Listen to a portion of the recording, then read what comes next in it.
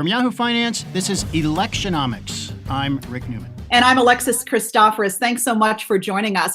This week, Rick and I are going to unpack the president's latest executive actions, which are meant to bring another round of stimulus for Americans suffering economically with this pandemic. And Rick, before we go through each of those actions, I just want to talk about what President Trump is thinking about in signing these executive actions and going around Congress to try to get stimulus to the American people.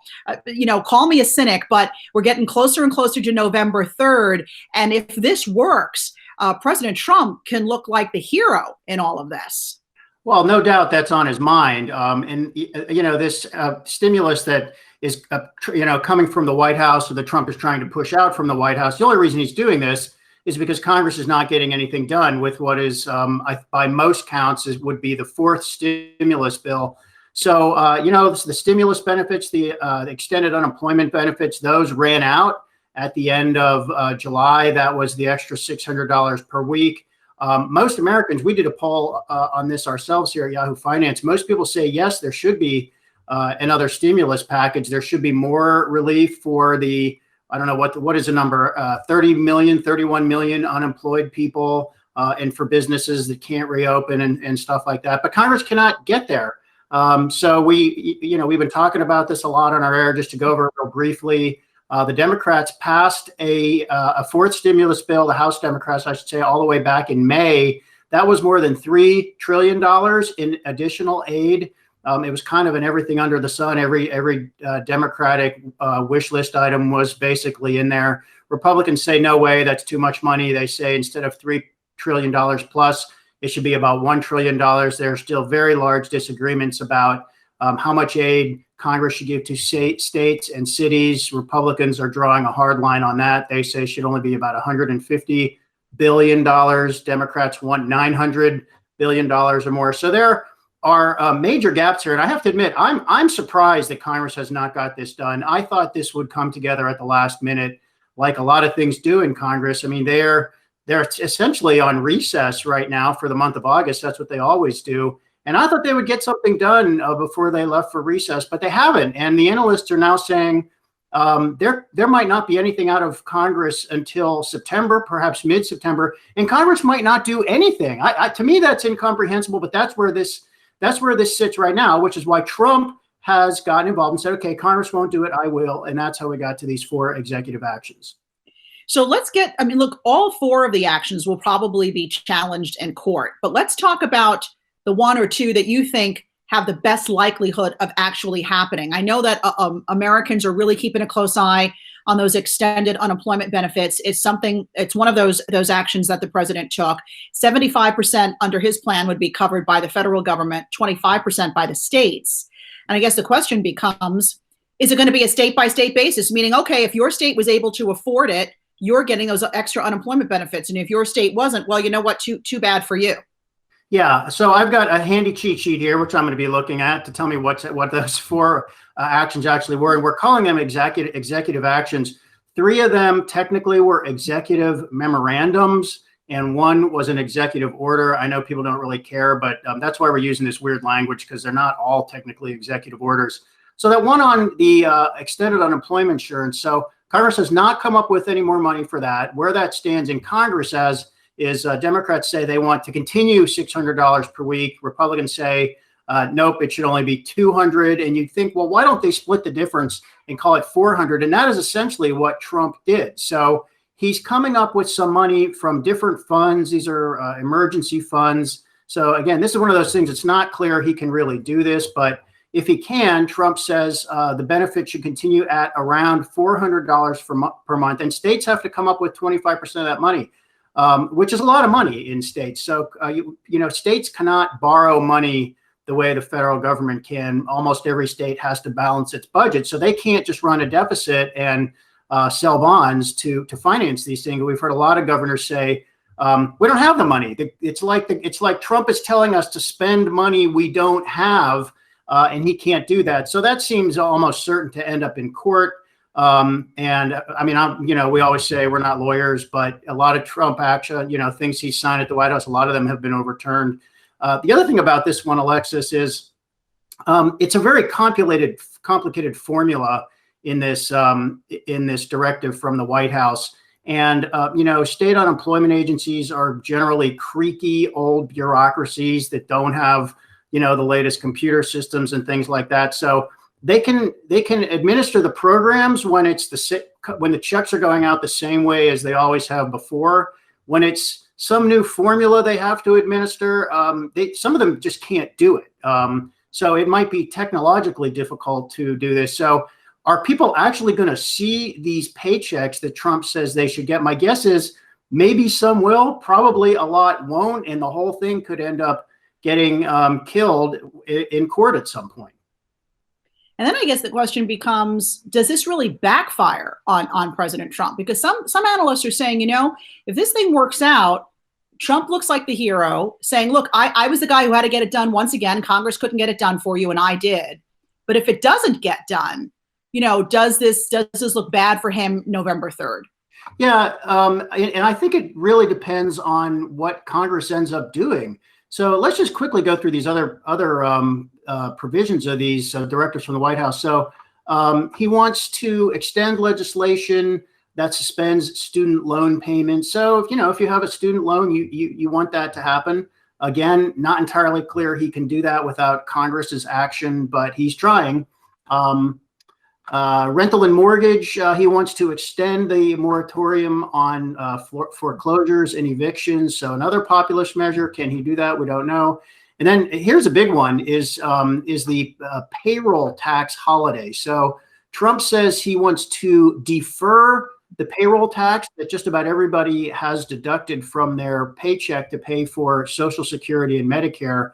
So he's saying you're not going to have to pay that tax, and that tax is a little over 7.5% when you combine two different taxes. So that's a meaningful amount of money that's taken out of everybody's paycheck. So Trump says that by executive action, he can defer the payment of that tax, and he wants to do that starting September 1st through the end of the year. So that's 4 months of deferred tax, but a deferred tax is not a forgiven tax. So after December, you would have to pay that tax back in addition to paying the ongoing payroll tax, starting in January. So you have to make up that tax payment, and this is turning out to be a real controversy that I think is I think of these four things we're talking about here, I think this one could end up being the most controversial because that is a crucial funding source for Social Security and Medicare.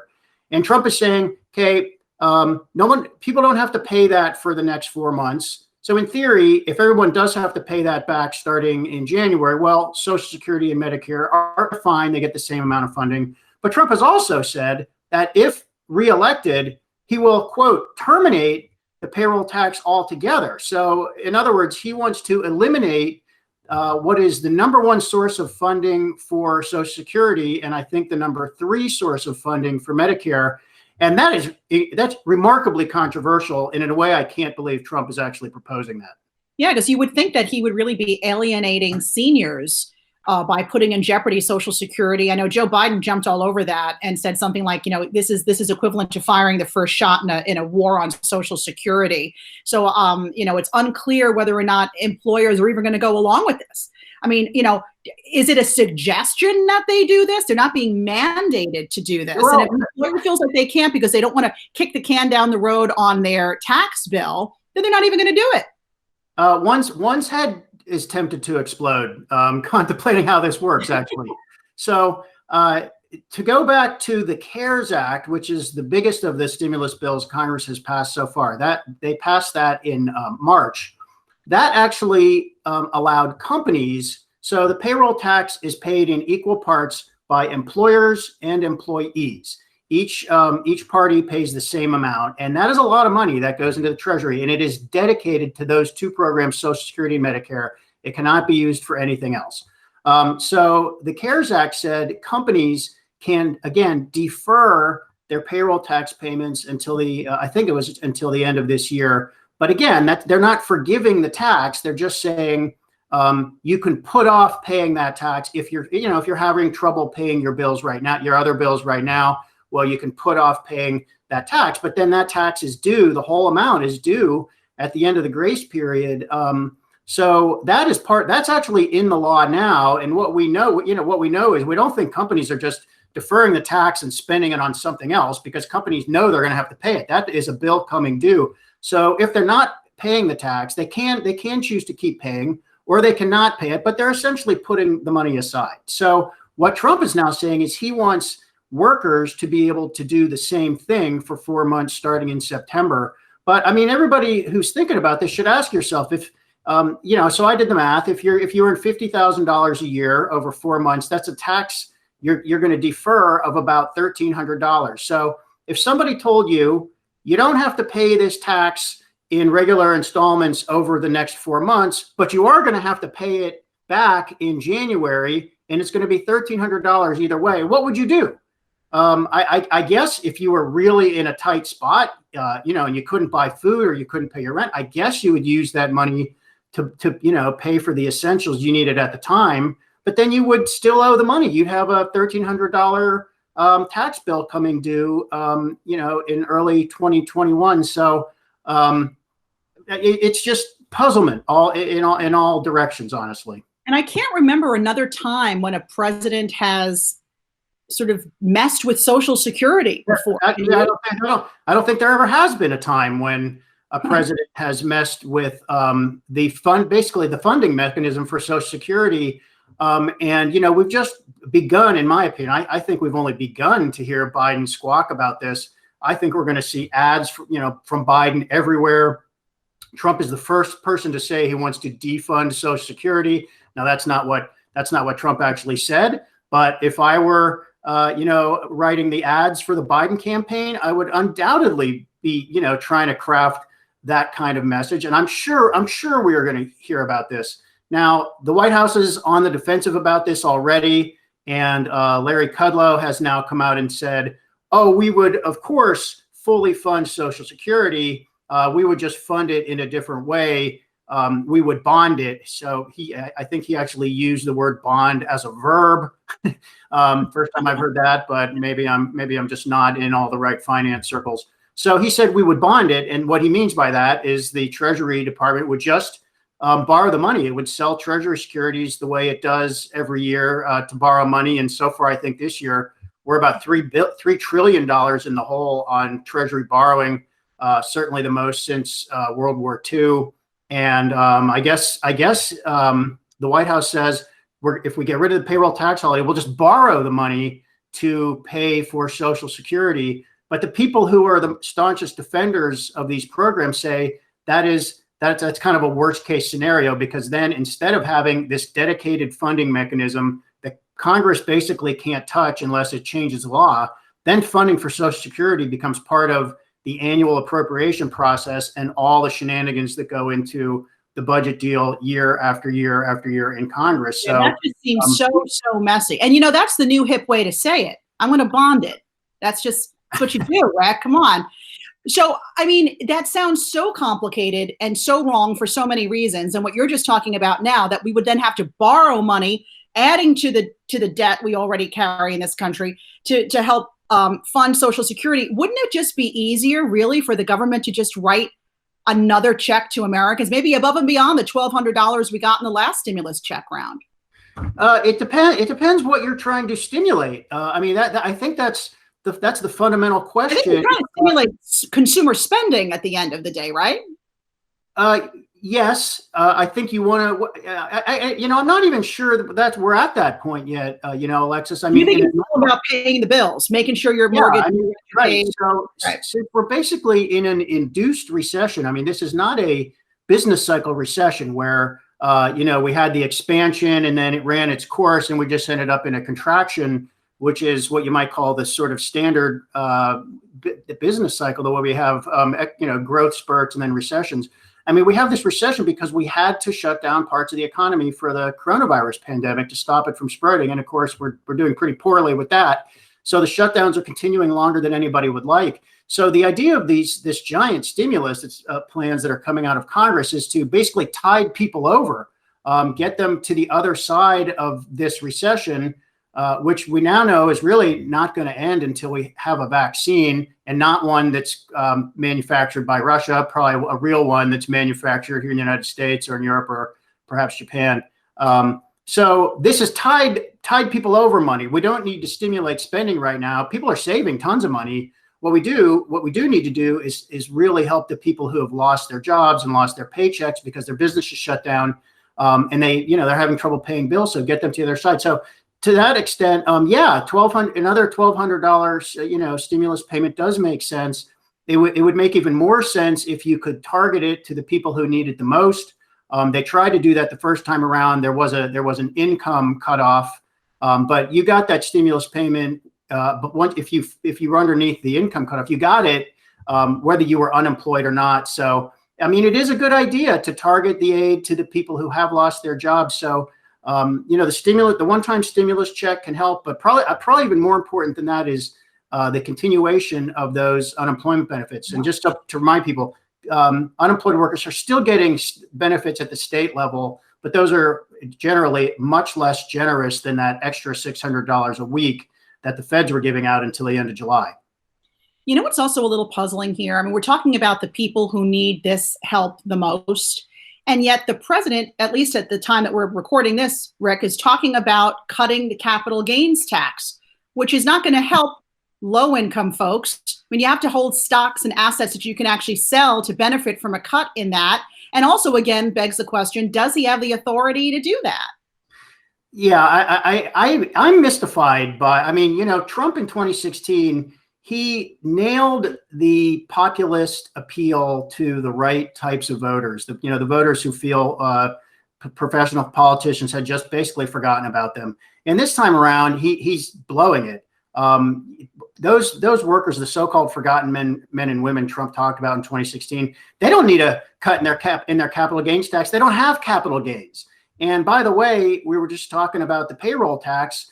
The payroll tax cut, that would only help people who have a job. If you don't have a job and you're not getting a paycheck, then having the amount of payroll tax deducted from zero doesn't help you. So Trump just has these few things that are just his babies. He just loves the idea of a payroll tax cut, and he loves the idea of a capital gains tax cut.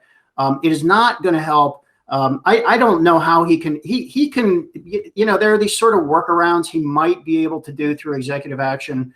There is zero chance that Congress can't even approve what are, forms of aid that are generally bipartisan at this point. There is no chance in an election year Congress is ever going to approve a cut in the capital gains tax when we have 30 million people unemployed.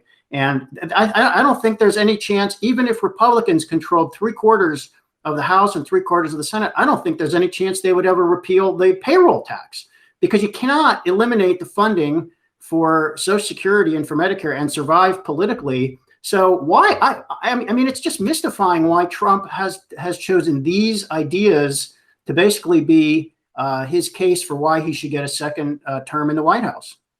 Feels a little like he's grasping for straws. Like, just if he throws the words tax cut into a sentence, that will sort of rally up the base. What I'm not hearing, though, is more money for these PPP loans, right? These small business loans that people so desperately need. None of those four executive actions, deals with that issue, right, Rick? Yeah, that's correct. Now, the Republican plan and the Democratic plan in Congress, they both do contain additional funding for businesses, the Paycheck Protection Program loans or the PPP loans. But again, they don't agree on the amount of money that should go there. And it could be that Trump just could not find a legalistic maneuver he could use to direct more funds to businesses in the manner in which they need it. Or maybe this is another executive order he has coming down the road. But for now, Trump is focusing his efforts at individuals, and I guess this part of his strategy does make sense.